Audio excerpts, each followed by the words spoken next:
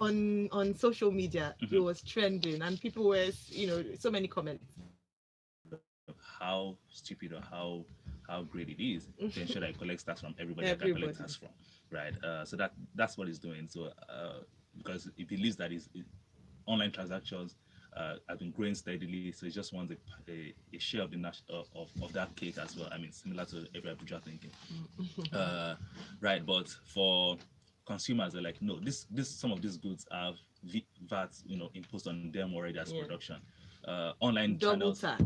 you know, online sales is just a channel to sales, Mm-hmm. so it's just irresponsible to say that you want to charge an additional tax on online transactions. The same goods you're selling online, you can sell it at the store. So why do you charge me 5% additional because I'm buying online? It just doesn't make any. Online tax. Uh, So I mean, yeah, Fisayo's right. I mean, I think we discussed this somewhere in some other forum and all. And so 5% Mm-hmm. charge. They haven't called it any. They haven't given it any name because I've read the article and I don't think he specified a name for it. Some people are calling it VAT. Some people even come with the argument that they actually even call it.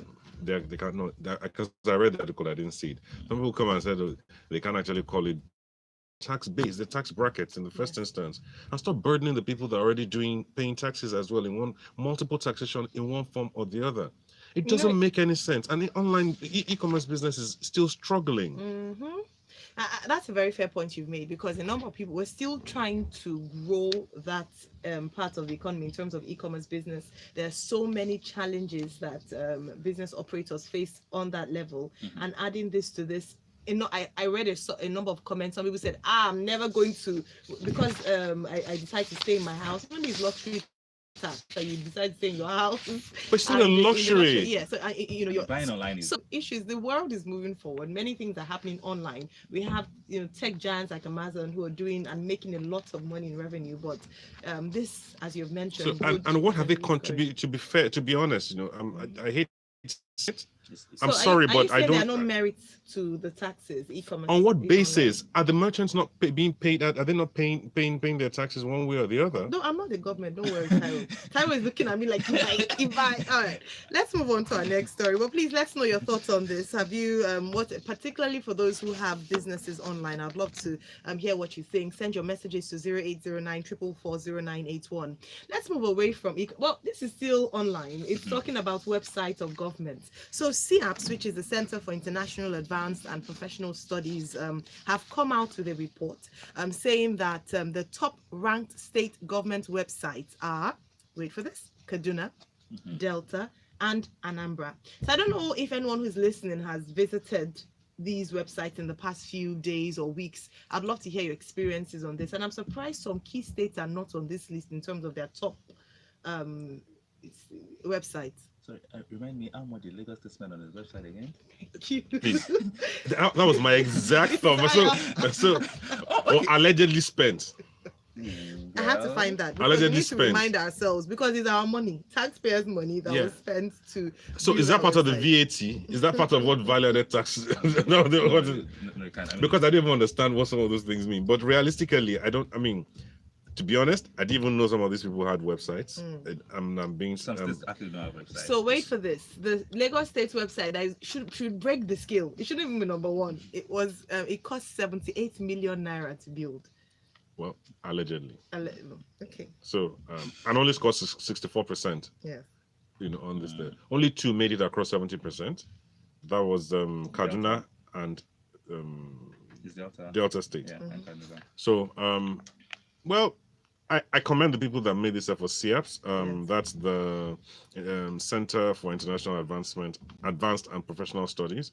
Their students conducted this report and did it on 10 key criteria, which are based on user friendliness, empowerment, opportunity, directory updated, interactivity, content relevance, updates, policies, accountability, and call to action. So I commend the effort. I think it's another step towards accountable for certain things. In that sense. Although they did say here nobody responded to them when they reached out to them. Initially, they usually don't respond. It's when they see that it carries a lot of weight to the people, then I guess it starts to elicit a response from some of our government officials. I mean, yeah. So I think in addition to what has been said already, I think that e-governance is much more than just website. That has to be clear.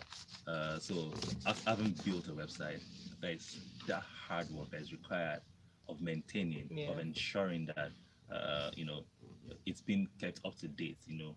Government announcement, new laws being passed.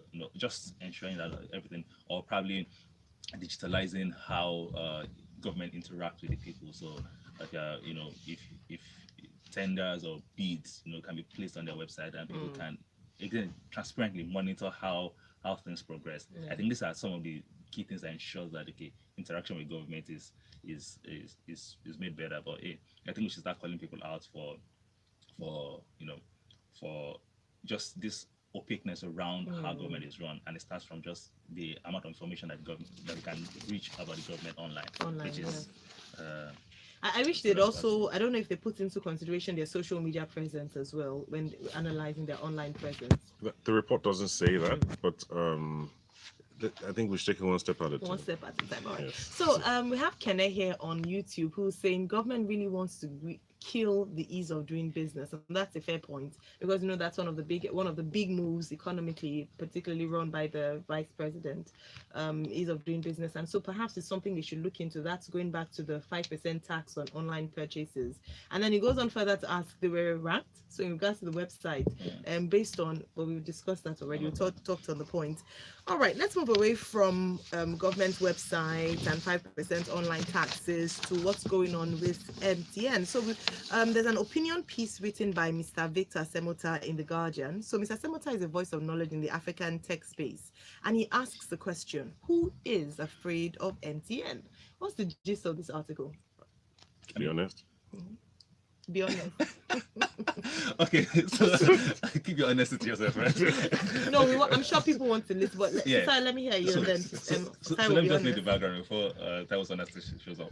Right, basically, this is in reaction to MTN's recent announcement that they got approval to be super urgent, right? And then and people's reaction towards that news, both from the people individuals, customers, and all of that, and then from other establishments, from banks and all of that. So I think the argument here is that a lot of Nigerians feel, okay, these South Africans have come again to take all of our, this, that, and then banks are like, okay, how does this affect? This article is just trying to explain, okay, why some people are afraid of this new announcement by MTN. Why are you smiling? Why are you smiling analyzing this story? Taiwo, please let me hear from you, since you're the one that wants to give your honest opinion piece on this. So I expected more punches. I expected more, breaking news type thing, and more, things that more revelations in there. But I think he's just gone down the route of, look, why are you guys beefing? Why are you guys hating? These guys just know how to do business well in Nigeria, so, and that's all they've done, so why is everybody afraid of them because they're going to do this? Essentially saying, look, the only reason you're afraid is that you yourself don't know how to do it. These guys understand how to do this thing and you guys don't know how to do it. So there's really no reason to be afraid. If you understand the if you understand the layout and the landscape there, you'll be able to do whatever it is. In any case, it's not as if they even got like a full banking license or anything like that. It's just a super agent thing. They still rely on the infrastructure of the bank. So what CBN has done now is actually just reverse the roles. Where the banks had to rely on them 100% before, where the banks had to rely on them 100% before, it's now the other way now that they have to rely on the banks and themselves. So it's not as if there's any real, they understand distribution, and it's not just one company, it's the telcos in general. They understand that, and this fear of M-Pesa and all those kind of things like that, I don't think they hold sway here. I think Nigeria is more sophisticated than the Kenya market when this thing started. So in the end, I don't see much changing personally. All right. Okay. I want us to take this last story. Well, I need to take some comments. I'll rush through them and then we come on to this. Fisayo, this is your story. So MI from Akoka says, one of the perks of technology is convenience, and that is what at the end of the day. All right. Thank you so much, Taiwo and Fisayo. Always a great time having you on the show. Lagos, thanks a lot for tuning in and also sending in messages to WhatsApp, Twitter, and YouTube as well. We're going to break. When we come back at 7:30, it'll be time for Freshly Pressed 981. We analyze news stories, so stay tuned for today. Business Express.